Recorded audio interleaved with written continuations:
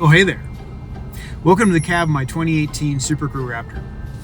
Some of you guys have actually been asking me about where my radios go, how I use them, how my nav is set up. So I figured what we'd do is we'd start with the back of the truck. We'd go from the antenna back to the radios, show how the radios work, are set up, why I use those radios, and then talk about nav. So right off the bat, one of the things you have to think about is where the antennas go. In my case, I use the Bulletproof Diesel third brake light mount with 2 NMO ports. As you can see, these ports are normally covered by weather caps. The truck's also aluminum, so magnetic mounts don't work, and I just didn't want to drill big holes in the truck. These are great because it's always there, it's a clean solution, it's probably the most elegant way to do this of any brake mount out there. Each communication device has its own specific antenna. Left is cell booster, middle is ham radio, right is race radio. Each one is specific to that radio. In this case, left driver side is ham radio, right side is cell booster. Inside the truck, driver side rear, below the seat, is mounted a BuiltRight panel that houses the WeBoost Drive Reach along with the Yaesu FTM-400XDR. The challenge of this setup is knowing that I have more radios than I have antenna ports. I know that I'm always going to be using the cell booster on a dedicated NMO port, but I want to be able to switch between 2 different radios on that remaining NMO port. So the way you do that is you have a coax switch, which is basically just a physical disconnect between one antenna cable and 2 other coaxes that go to 2 different radios. I use the ham radio 90% of the time because it's extremely versatile, it's great for backcountry, it's great for in a convoy, whereas the VHF high power is really nice for going to do race chase stuff if you're filming or if you're down in Baja where you just need that extra punch of a 110 watt radio. That said, 110 watt isn't nearly as versatile as the ham. Save yourself a lot of headache by not piggybacking your power off the vehicle's existing harnesses, but making a clean run from the engine bay somewhere in the cab. In this case, it's using a Blue Sea 6-blade fuse panel that makes everything clean and distributed and nice and safe. Replacing the factory scissor jack, I mount the PCI 110 watt Kenwood back behind the rear passenger seat, and it keeps everything clean and hard mounted and out of the way. I then have a dedicated KES5 speaker that's mounted underneath the rear seat.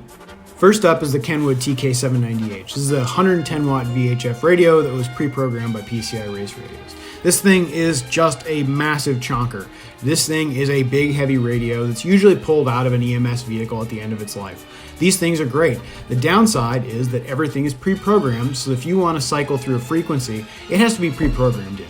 So everything you see before you is stuff that's been pre-programmed by them for common race channels I might encounter. When I said this radio is a full-on chonko, I was not lying. This hand mic could beat a man to death with. In my case, I used a magnetic mic, which is basically a rare earth magnet and a steel puck that basically creates a solid connection when you want it to. This thing does not come off when you're off-roading.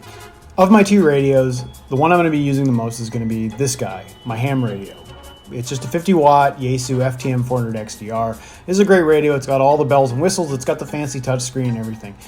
This guy doesn't have the power of the Kenwood, but he also has more versatility in the fact that I can tune a frequency specific to the radio I'm trying to reach, unlike the Kenwood, which has everything pre-programmed. So if that other radio I'm trying to talk with can't hit those same frequencies, I'm not able to actually talk with them. Whereas this guy, I can go and tune it specific to the needs at hand. Unlike the Kenwood, the Yaesu has a lighter hand mic, so you don't need to use quite of a strong of a magnetic mic setup. In this case, I use the steel puck from a magnetic mic, but a Scotch adhesive magnetic base. It's just an all-around easier setup because the mic's lighter, it keeps it in place off-road, but it doesn't make it a chore to pull when you need to use it. So let's talk about nav. In my case, I've been a big fan of iPad setups. I use LeadNav, I use Gaia, I use Google Maps, I use EarthMate, whatever you want to use, it can do it. It's a really versatile setup.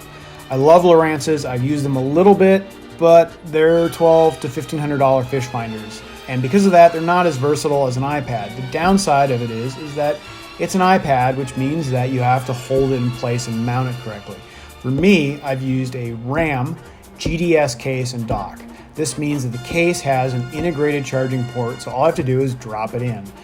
The built-in GPS on an iPad isn't the greatest. So the way I do it is that I pair it via Bluetooth to the RAM InReach Mini, which acts as the GPS transceiver. It's much faster, more reliable, it just does a better job. Powering this was important, so I used a Blue Sea dual USB port that taps into the vehicle's cigarette port for power. This powers the Garmin InReach Mini as well as the iPad. I really don't want to wade into the debate between Lowrance and iPad. I find both extremely good at what they do. I find the iPad a little bit more versatile than Lowrance, but the Lowrance is better dedicated to the task of off-road racing. Since I don't do off-road racing, I find that the iPad works better for me because I'm able to pair it with the Garmin InReach Mini and use it as a two-way communicator when I'm traveling. More specifically than that, I can use a lot of different mapping software that's more tailored to each use case. For example, backcountry Gaia is better than LeadNav. For Baja and following race course, LeadNav is going to be better than Gaia. In many cases, it's just going to be pick your poison and go with that. I do think the Lowrance is a fantastic piece of gear. I just haven't been able to come up with a use case that warrants dedicating a specific device to that task. Because I'm trying not to bore you guys to tears, I'm keeping this just the basics of how I've set up my vehicle. Obviously, I can go into a lot more detail and I could make this into an hour-long video and bore you guys to tears, but I really wanted to just go over the basics of how I've set up stuff and why. Obviously, you guys have more questions and you can send that to me via direct message. Really, I just want to give an overview of where things go, why they're set up, and maybe give you guys some ideas for how you can set up your vehicles.